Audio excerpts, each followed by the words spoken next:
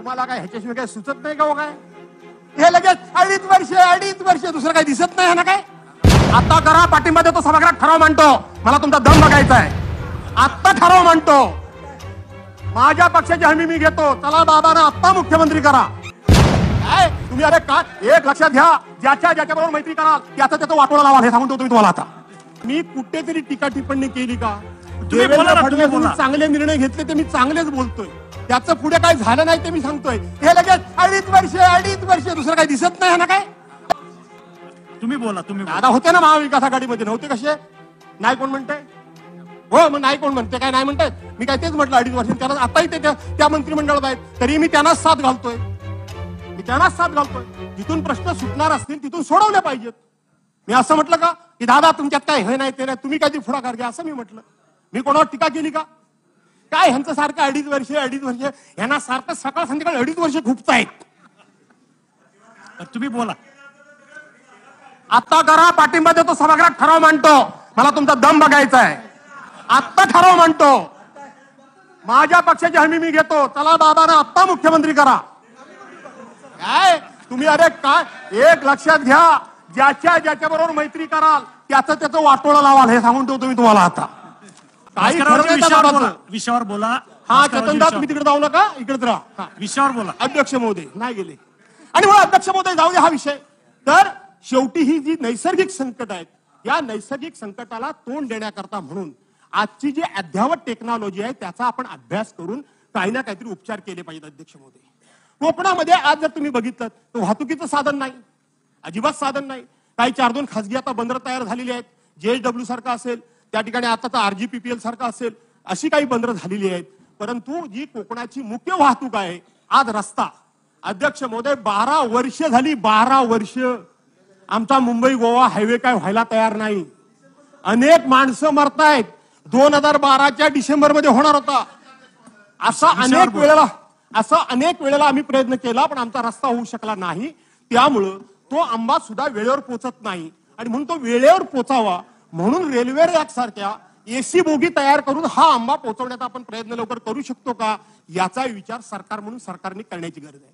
अध्यक्ष महोदय, सरकारने काजू बोर्ड काढण्याची घोषणा केलेली आहे, चांगला आहे, अतिशय चांगला आहे, पण अजून त्याची योग्य प्रकारे अंमलबजावणी नाही, सुरुवात सुद्धा झालेली नाही. सरकारनं त्या काजू बोर्डावर प्रक्रिया झाल्यामुळं जो मध्यार्थ तयार होतो, ज्याला गोव्यामध्ये फेणी म्हणतात, त्या मी काढायला त्याला काही चालना देत नाही, पण त्याच्यावरची एक्साईज ड्युटी माफ करण्याचा निर्णय आपण घेतला होता, आठवतं का तुम्हाला? बघा, परंतु त्याही अजून प्रकारला काही जास्त चालना मिळाली नाही. अध्यक्ष महोदय, मच्छी, मासे, कोकणातले मासे हे आणि भात हे मुख्य अन्न आहे, पण अध्यक्ष महोदय, कोकणातला मच्छीमार जो आहे, या मच्छीमारला कुठल्याही प्रकारची कसलीही सोय मिळत नाही. शेतकऱ्याला 3 टक्क्यानं कर्ज मिळतं तिथं, परंतु मच्छीला कुठल्याही प्रकारचं त्या ठिकाणी धोरण नाही मच्छीचं, आणि मच्छीला कोणता दर्जा नेमका द्यावा हे निश्चित झाल्यामुळं त्या मच्छीमारांना काही मदत करता येत नाही. सन्मान्य सुधीर भाऊंच्याकडे मी बसलो, त्यांना मी सांगितलं की एक मच्छीचं आपण धोरण तयार करूया. त्यांनी सिरियसली ते सगळं ऐकलं, माझं नायाशातला भाग नाही. ते म्हणाले, खरा मी मांसाहारी नाही, मी शाकाहारी आहे, पण मला दिलं. म्हटलं नाक धरून म्हटलं धोरण तयार करा, खात नाही ना तुम्ही, नाक धरून तयार करा. त्या माणसानं तो विषय सिरियसली घेतलेला आहे अध्यक्ष महोदय, परंतु ते धोरण अजून काय आलेलं नाही. ते जर धोरण आलं तर मच्छीमारांना खूप चांगल्या प्रकारचा आधार मिळेल. मी त्यांना एक कमिटी स्थापन करायला सांगितली. मी त्यांना सांगितलं, सध्या आमचं वावडं सर्वांनाच आहे, आम्हाला तुम्ही घेऊ नका, परंतु आमची मतं ही ऑन रेकॉर्ड नाही, लिखित नाही, सदस्य म्हणून त्या कमिटीचा नको, तर एक अनुभवी त्या भागातला लोकप्रतिनिधी म्हणून घ्या, आणि पाहिजे तर माझं नाव टाकू नका, अजिबात टाकू नका, पण त्या धोरणामध्ये अंमलबजावणी करा. कोकणामध्ये आपण फळपिकावर थोडीशी नुकसान भरपाई देतो, पण मध्यंतरी एक कमिटी स्थापन झाली होती, याच सभागृहामध्ये एक लक्षवेधी आली होती. तिथं येणारा जो फळझाडांना मोहर आहे, हा मोहर आता सगळे रान प्राणी सगळे खाऊन टाकतात. कोकणामध्ये प्रचंड वानर झालेत, माकडं झालेत, गोगलगाई झाल्यात, रान डुकरं आहेतच भरपूर, त्याचबरोबर बिबटे भयंकर झालेत, आणि ते गवा काय म्हणतात, गवारेडा बायसन, गवारेडा बायसन, ते तर इतके झुंडीच्या झुंडी झालेत, आणि म्हणून ते फार मोठं नुकसान करून टाकतात. आणि म्हणून त्याच्या संदर्भात एक कमिटी आम्ही नेमली होती, म्हणजे माननीय सुधीर भाऊंनी ती कमिटी नेमली होती. त्या कमिटीमध्ये सदस्य म्हणून नाही, परंतु एक अनुभव म्हणून जाऊन मी बसलो होतो. मी माझी मतं त्याच्यामध्ये मांडलेत, मी तिथेही ती मतं दिलेत. ती कमिटीचा रिपोर्ट अद्यापर्यंत काही समोर आला नाही, आणि म्हणून तोही यावा, त्याला वर्ष होऊन गेलं. आणि म्हणून अध्यक्ष महोदय, या कोकणाच्या 3 गोष्टींकरता शेती तर संपलीच कोकणातली. शेती आता फार कोण काही करायला तयारच नाही अजिबात. खरं सांगायला गेलं उगाच खोटं बोलण्यात काही अर्थ नाही. माझ्यासारखाच कोणतरी एका दुसरा वेळा शेती करतो. शेती पिकत नाही का? शेती चांगली पिकते. मी तर आमच्या संपूर्ण याच्यामध्ये एक पैशाचं धान्य विकत आणत नाही. आम्ही आमची आपली शेती करतो, खातो, पितो, व्यवस्थित सुखी समाधानी आहोत. पण अध्यक्ष महोदय, 3 गोष्टी आहेत की ज्या कोकणाचं संपूर्णपणे अर्थकारण बदलून टाकतील, राज्याला आर्थिकदृष्ट्या मदत करू शकतील. अशा प्रकारची मासेमारी, त्या मासेमारांचे अनेक प्रश्न आहेत. त्यातले बरेचसे प्रश्न आम्ही कोरोनाच्या कालावधीमध्ये सुद्धा दादा बैठक घेऊन आपण सोडवले. 2014 ते 19 त्यांचा डिझेल परतावा जो मिळतो व्हॅट, त्यातला एकही पैसा मिळाला नव्हता. ती बजेटमध्ये तरतूद तुम्हीच केली, ती यंदा पैसे मिळाले. पण त्यातलं एक काम अजून राहिलंय. ज्या वेळेला एनसीडीसी प्रकरण होतात त्यावेळेला 20% हे राज्य सरकार देतं, 10% लाभार्थी देतो आणि बाकीचे सगळे केंद्र सरकार देतं. 2014 ते 19 एकही प्रस्ताव मच्छीमारांचा झाला नाही.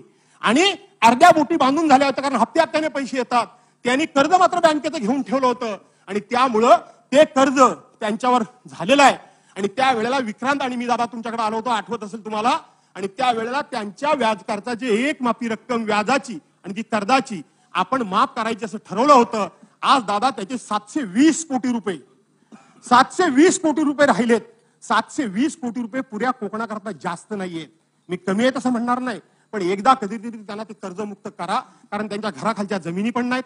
आपल्या मुलांना शिक्षणाकरता जसं बँकेकडून बिनव्याजी कर्ज मिळतं तसं त्यांना कर्ज मिळत नाही. कारण त्यांच्या घराखालच्या जमिनी ह्या गव्हर्नमेंट गावठाण म्हणून आहे, पण त्याच्या मालकीच्या नाहीत. आणि आपण बँकेमध्ये गेल्यानंतर स्थावर मालमत्ता द्यावी लागते. त्यांच्याकडे बिचाऱ्यांच्याकडे स्थावर मालमत्ताच नाही. ते मच्छीमार जन्माला येतात समुद्रात, लहानाचे मोठे होतात समुद्रात आणि त्यांचा शेवट सुद्धा समुद्रात होतो. आणि म्हणून आपण एक मागे निर्णय केला होता, बाळासाहेब थोरात तेव्हा मंत्री होते, की त्यांच्या घराखालच्या जमीन त्यांच्या नावावर करायच्या. सॅटेलाइट सर्वे झाला, त्याला तो निर्णय झालाय, पण त्याची अजून अंमलबजावणी होत नाही. ते एकदा मनावर घ्या. त्यांचे एकत्रितपणे ते पैसे माफ केलेत तर खूप मोठे तुमच्यावर आभार होतील, उपकार होतील. आणि कोकणामध्ये मी या 3 विषयाच्या सांगितल्या, पर्यटन, मासेमारी आणि बागायतदार यांची एकदा परिषद घडवा. राजकीय काही जरी असलं तरी मी पुढाकार घेईन. तुम्ही चांगले तंत्रज्ञ घेऊन या, चांगले मार्गदर्शक घेऊन या आणि आपण त्यांना काहीतरी आधार देऊया, मार्ग दाखवूया, अशा प्रकारची विनंती करतो. अध्यक्ष महोदय, आपण मला खूप वेळ बोलायला दिलात त्याबद्दल मी आपल्या सर्वांना धन्यवाद देतो. आणि या ठिकाणी या प्रस्तावावर माझे विचार मी थांबवतो. जय हिंद, जय महाराष्ट्र.